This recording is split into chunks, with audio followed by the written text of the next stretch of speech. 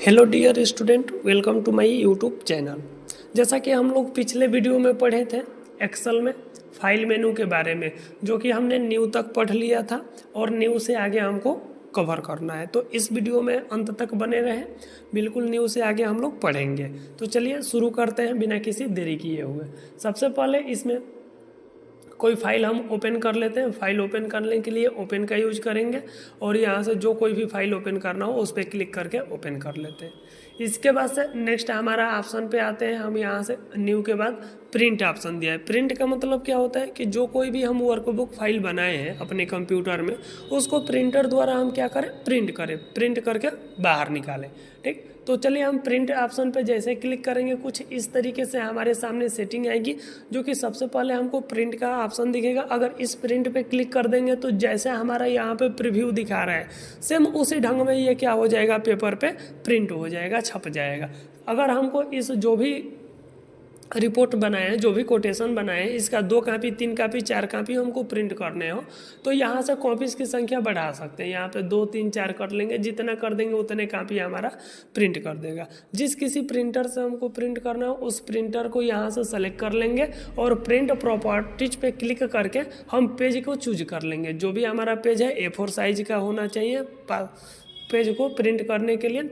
Orientation का मतलब क्या होता है, यदि हम सीधे पेपर पे प्रिंट करना चाहते हैं तो पोर्ट्रेट कर देते हैं, और यदि हम चाहते हैं कि चौड़े पेपर पे प्रिंट हो तो यहाँ से लैंडस्केप कर देंगे। तो ये पेज देख सकते हैं यहाँ पे प्रीव्यू में चौड़ा हो जाएगा। बाकी हमको सीधे पेपर पे करना है तो यहाँ से पोर्ट्रेट कर देंगे।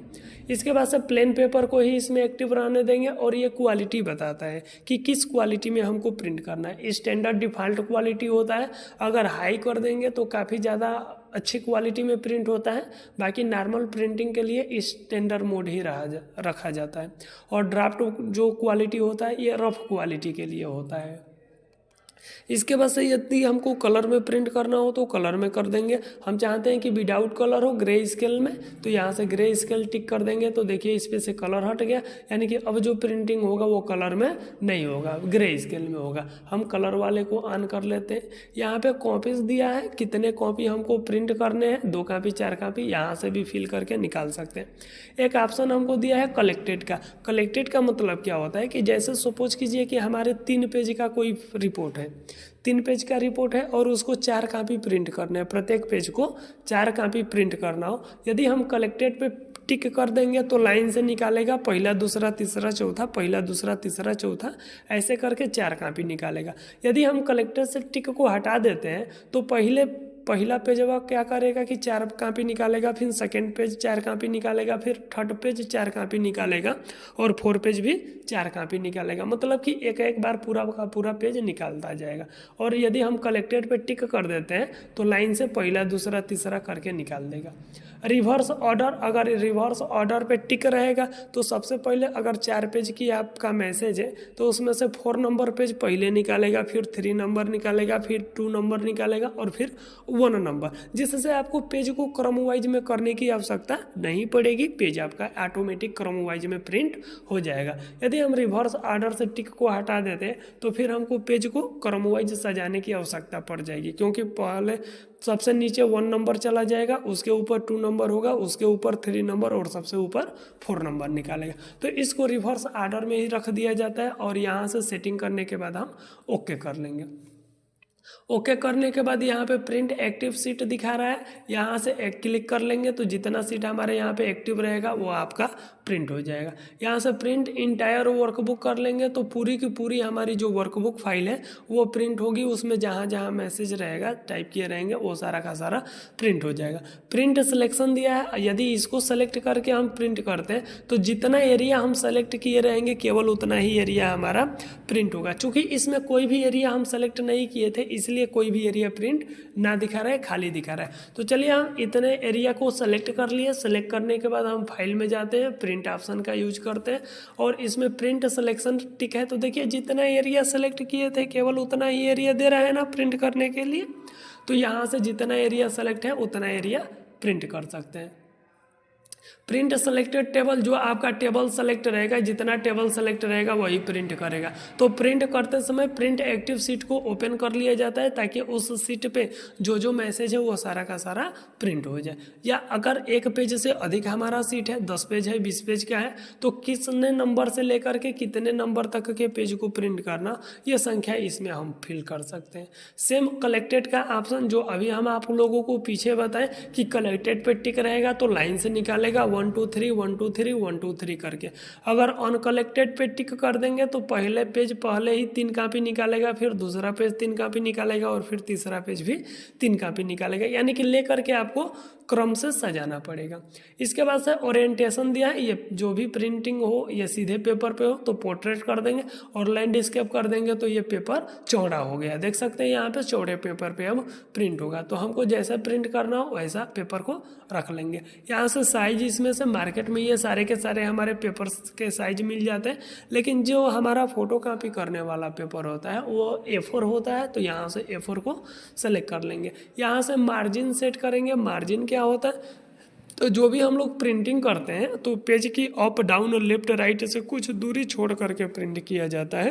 तो जो छोड़ी गई दूरी होती है उसी दूरी को मार्जिन बोला जाता है। यहाँ से कस्टम मार्जिन पे क्लिक कर लेंगे।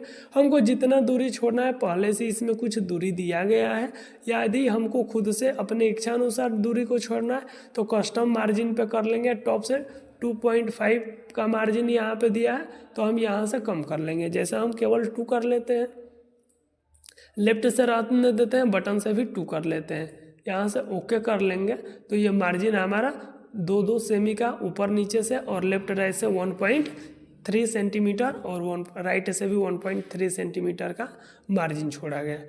कस्टम स्केल दिया है, नो स्केलिंग कर देंगे तो आपका डिफ़ॉल्ट रूप में प्रिंट होगा। इसके बाद से यदि फिट सीट ऑन 1 पेज करते हैं तो जितना मैसेज रहेगा वो सारा मैसेज आपका एक ही पेज पे प्रिंट करके निकाल देगा। इस तरीके से ये भी सेम काम करेगा। Fit all column on 1 page, मतलब आप जितने कॉलम में लिखे रहेंगे वो सारा का सारा कॉलम आपका एक ही पेज पे प्रिंट करके निकालेगा। और फिट ऑल रो, जितने रो में आप लिखे रहेंगे वो सारे के सारे रो को भी एक पेज पे फिट करके निकालेगा। अब ज़्यादा रो रहेगा तो आपका मैसेज बिल्कुल छोटा हो जाएगा और बेकार हो जाएगा, सही ढंग से प्रिंट नहीं हो पाएगा। इतना सेटिंग करने के बाद बस हम यहाँ से नॉर्मली प्रिंट पे क्लिक कर देंगे तो ये जो भी हमारा फाइल है, जो भी फाइल बनाया है वो प्रिंट हो जाएगा।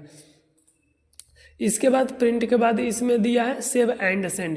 यदि हम इस फाइल को चाहते हैं कि हम पीडीएफ में कन्वर्ट कर दें, पीडीएफ के रूप में बना दें, पोर्टेबल डॉक्यूमेंट फॉर्मेट जिसको बोलते हैं, सेव एंड सेंड पे क्लिक करेंगे और जस्ट इसके सामने देख सकते हैं यहाँ पे क्रिएट पीडीएफ दिया है, क्लिक कर लेंगे और यहाँ से अगेन क्रिएट पीडीएफ पे क्लिक कर लेंगे। क्लिक करने के बाद ये हमसे नाम पूछेगा, हम जो नाम से इसका पीडीएफ बनाना चाहते हैं वो नाम से बना सकते हैं। चलिए हमने डेस्कटॉप लोकेशन रखे हैं, विद्या केंद्र के नाम से हम इसको पब्लिश कर दिए तो ये हमारा पीडीएफ बन करके तैयार हो गया। देख सकते हैं यहाँ पे पीडीएफ में ओपन हो गया।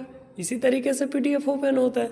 तो किसी भी डॉक्यूमेंट को, किसी भी जो भी हम फाइल बनाए हैं, जो भी वर्कबुक फाइल बनाए हैं, उसको पीडीएफ के रूप में भी हम सेव कर सकते हैं।